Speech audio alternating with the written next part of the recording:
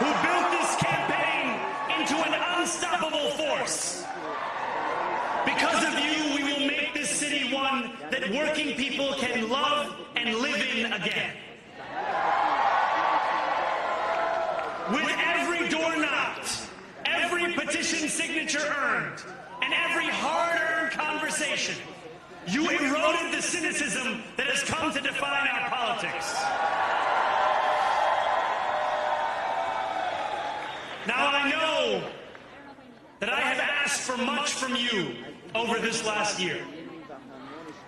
Time and again, you have answered my calls. But I have one final request. New York City, breathe this moment in. We have held our breath for longer than we know. We have held it in anticipation of defeat. Held it because the air has been knocked out of our lungs too many times to count. Held it because we cannot afford to exhale. Thanks to all of those who sacrificed so much, we are breathing in the air of a city that has been reborn.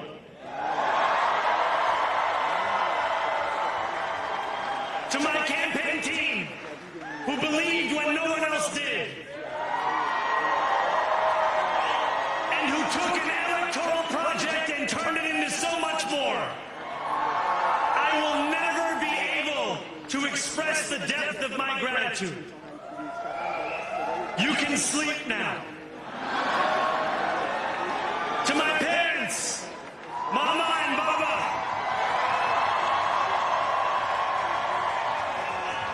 you have made me into the man I am today. I am so proud to be your son. And to my incredible wife, Rama,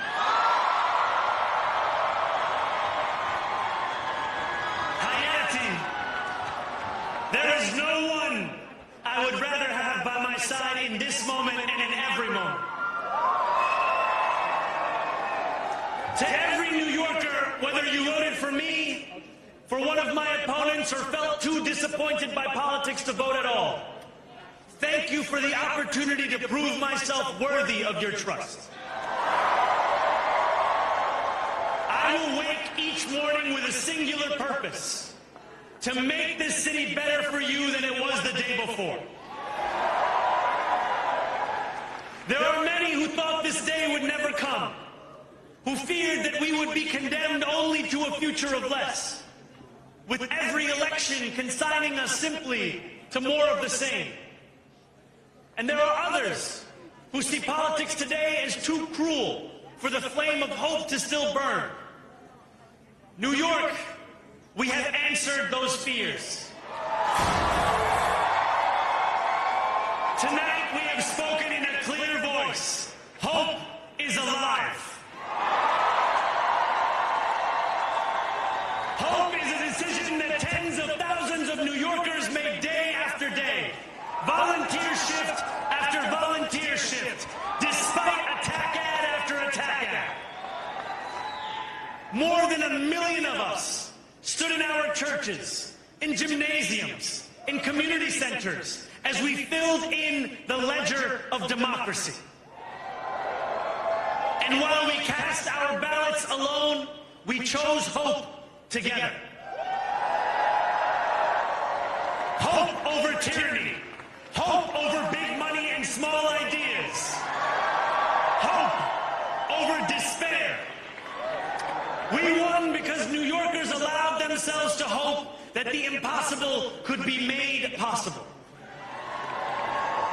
And we won because we insisted that no longer would politics be something that is done to us. Now it is something that we do.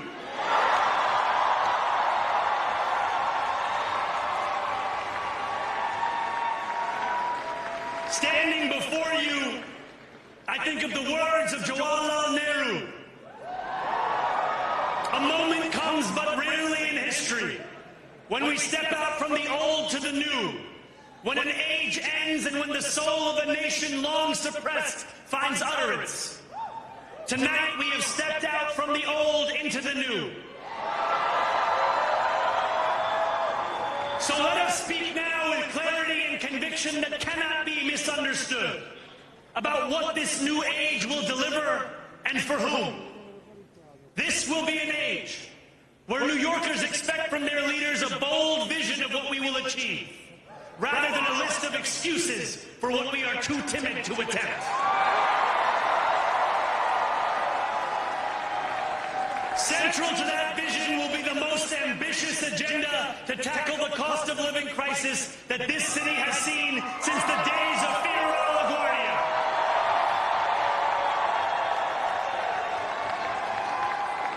An agenda that will freeze the rents for more than 2 million rent-stabilized tenants. Make buses fast and free. And deliver universal child care across our city.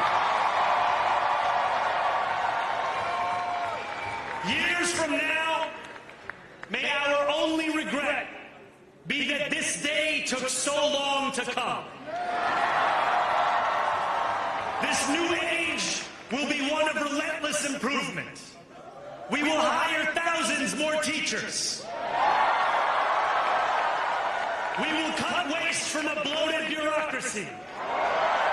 We will work tirelessly to make lights shine again in the hallways of NYCHA developments where they have long flickered. Safety and justice will go hand in hand as we work with police officers to reduce crime and create a department of community safety that tackles the mental health crisis and homelessness crises head on. Excellence will become the expectation across government, not the exception. In this new age we make for ourselves, we will refuse to allow those who traffic in division and hate to pit us against one another. In this moment of political darkness, New York will be the light. Here, we believe in standing up for those we love. Whether you are an immigrant, a member of the trans community, one of the many black women that Donald Trump has fired from a federal job, a single mom still waiting for the cost of groceries to go down, or anyone else with their back against the wall, your struggle is ours too. And we will build a city hall that stands steadfast alongside Jewish New Yorkers and does not waver in the fight against the scourge of anti-Semitism. Where the more than 1 million Muslims know that they belong. Not just in the 5 boroughs of this city, but in the halls of power.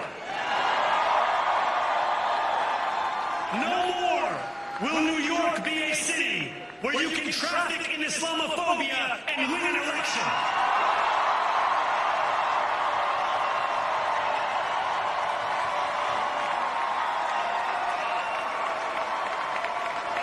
This new age will be defined by a competence and a compassion that have too long been placed at odds with one another. We will prove that there is no problem too large for government to solve and no concern too small for it to care about. For years, those in City Hall have only helped those who can help them. But on January 1st, we will usher in a city government that helps everyone. Now, I know that many have heard our message only through the prism of misinformation. Tens of millions of dollars have been spent to redefine reality and to convince our neighbors that this new age is something that should frighten them. As has so often occurred, the billionaire class has sought to convince those making $30 an hour that their enemies are those earning $20 an hour. They want the people to fight amongst ourselves so that we remain distracted from the work of remaking a long broken system. We refuse to let them dictate the rules of the game anymore.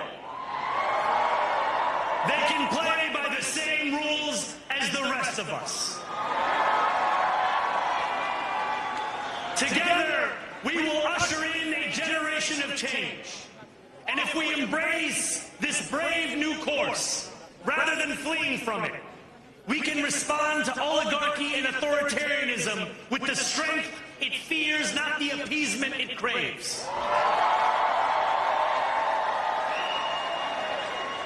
After all, if anyone can show a nation betrayed by Donald Trump how to defeat him, it is the city that gave rise to him.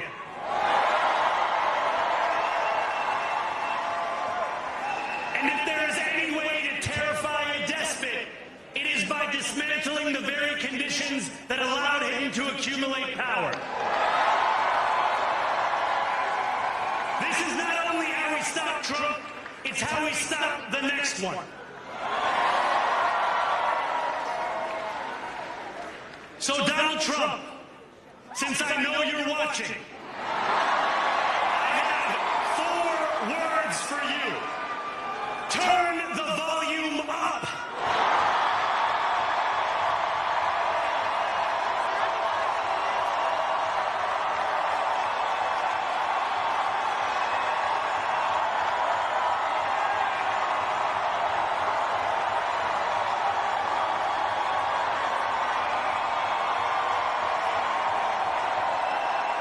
We will hold bad landlords to account because the Donald Trumps of our city have grown far too comfortable taking advantage of their tenants. We will put an end to the culture of corruption that has allowed billionaires like Trump to evade taxation and exploit tax breaks. We will stand alongside unions and expand labor protections because we know, just as Donald Trump does, that when working people have ironclad rights, the bosses who seek to extort them become very small indeed. New York will remain a city of immigrants, a city built by immigrants, powered by immigrants, and as of tonight, led by an immigrant.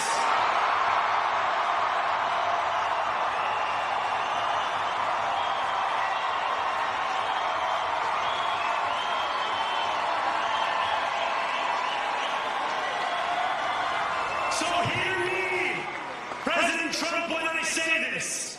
To get to any of us, you will have to get through all of us.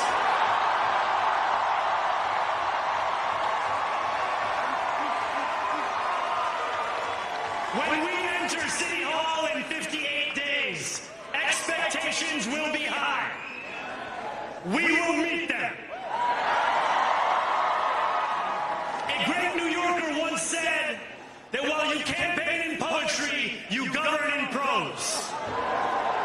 If that must be true, let the prose we write still rhyme and let us build a shining city for all. And we must chart a new path, as bold as the one we have already traveled. After all, the conventional wisdom would tell you that I am far from the perfect candidate. I am young, despite my best efforts to grow older. I am Muslim. I am a democratic socialist. And most damning of all, I refuse to apologize for any of this. And yet, if tonight teaches us anything, it is that convention has held us back. We have bowed at the altar of caution and we have paid a mighty price. Too many working people cannot recognize themselves in our party. And too many among us have turned to the right for answers to why they've been left behind. We will leave mediocrity in our past. No longer will we have to open a history book for proof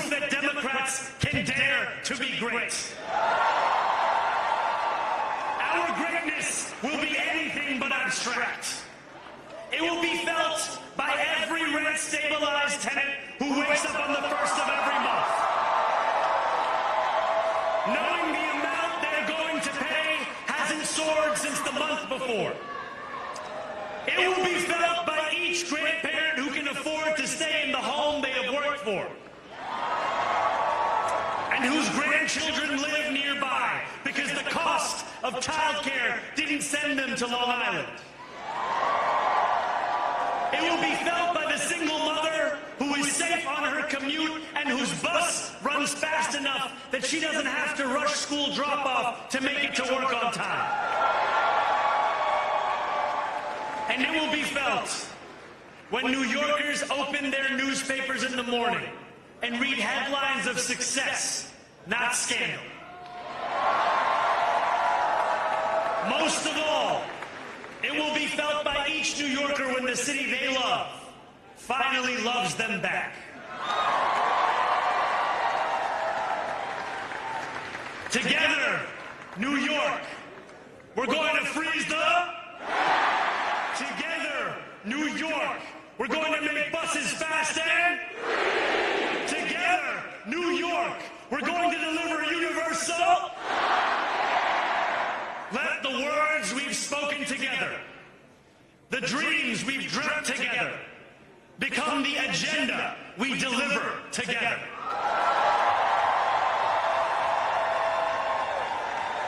New York, this power, it's yours.